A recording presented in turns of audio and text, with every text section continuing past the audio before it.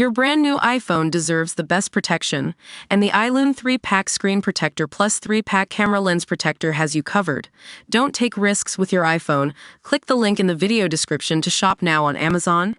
Americans kept asking me, what the hell is going on in Britain? We need to be very worried by the answer. I found myself unexpectedly in the United States last week, but nothing was as surprising as the question I kept being asked there.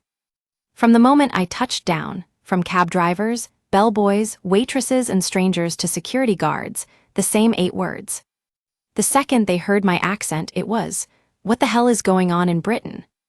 Complaints ranged from locking people up for things they post on social media, the near-endless stream of protest hate and bile in our cities every Saturday afternoon, to the scarring legacy of a generation of kids mutilated by the NHS at the Tavistock Gender Clinic. While the U.S. southern border makes our problems in the Channel look like a picnic, our apparent total inability to do anything to stop the flow of boats is baffling to outsiders.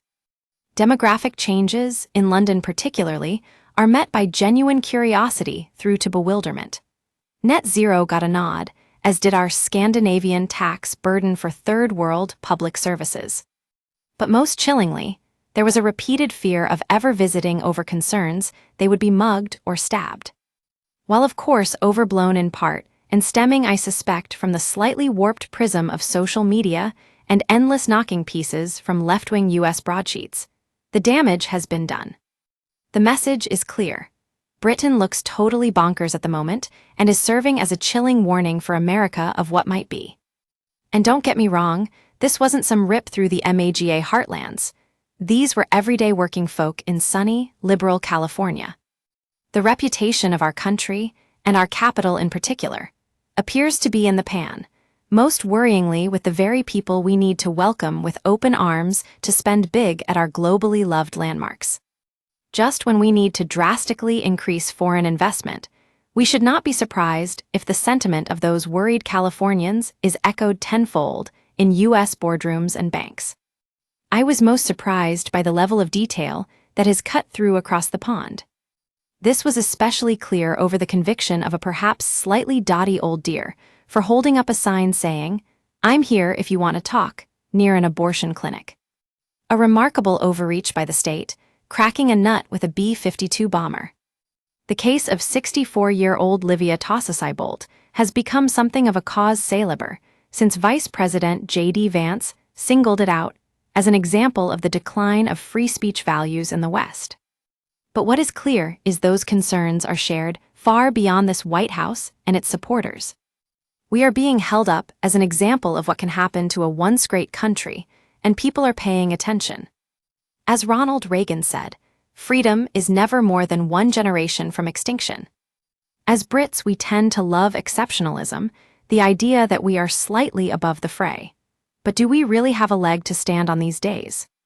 We didn't pass it to our children in the bloodstream. It must be fought for, protected, and handed on for them to do the same. While we may be starting to forget that here in Britain, the fine folk of Reagan's home state of California clearly have not. Each day at home seems to bring some new madness that, despite my best efforts to convince our US friends it's not so bad, even the most patriotic Brit would struggle to defend. As I landed back in Blighty, I was greeted with the row over the BBC, our state broadcaster, using the term reverts to describe people who have converted to Islam. In the BB's own words, some Muslims refer to revert when talking about people who have converted to the Muslim faith. This is based on the belief that everyone is born as a Muslim, and those who embrace Islam are returning to their natural state. I will leave it to your imagination who that might be, but I note even the leading charity for religious switchers is called the Convert Muslim Foundation. Quite why the BBC feels the need to use such a nakedly controversial phrase beggars belief, but I suspect we can chalk that up as another blow for bonkers Britain. While it may be easy to sneer at what is going on in America, especially this week as the U.S. president commits an apparent act of economic self-harm, I suggest we park the superiority complex for the time being. As Brits, we tend to love exceptionalism, the idea that we are slightly above the fray. But do we really have a leg to stand on these days?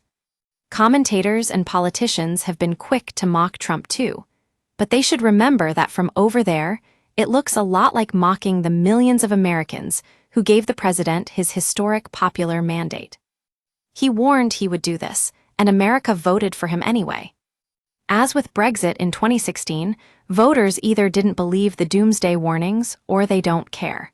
Their desire to sock it to the elites eclipsed any discussion of the wallet. And while we point the finger, shake our heads, and roll our eyes with every twist and turn of what goes on abroad, it is worth pausing to consider how we look to the world right now. If you don't know the meaning of FAFO, the case of the 2 Labour MPs banned from Israel on Saturday could go in the dictionary as its definition. They ed around and found out pretty quick. From spouting the Hamas health ministry as gospel, or calling for Israel's democratically elected leaders to be arrested and placing the country under the sort of boycott sanctions we have hit Russia with. Between them, these two have ticked every student politics talking point on the supposed evil of our ally. Abtissam Mohammed even compared Israel's actions in Palestine to Putin's illegal invasion of Ukraine. Yet apparently she was astounded that she was turned away at Israel's border alongside Labour colleague Yuan Yang. Israel is a nation constantly at war, surrounded by enemies that have vowed to wipe it from the map and battling fair, whether friends around the world. There is no God-given right for anyone to enter a sovereign nation, let alone one in an endless battle for its own survival. So Israel was perfectly entitled to tell these two haters to turn around and go home. And isn't it remarkable, we've heard more noise from Labour about this than about their other MP, who was arrested the same weekend on child abuse allegations. Just how broke is Birmingham City Council? The clowns in charge are pleading poverty in their battle against militant bin unions who are refusing to collect rubbish piled sky-high. But they have found the cash to advertise for a £375 per day, communications and engagement officer. That's more than £130,000 a year for the full-time job. With the city infested by rats the size of cats, they're going to need more than spin doctors at this rate.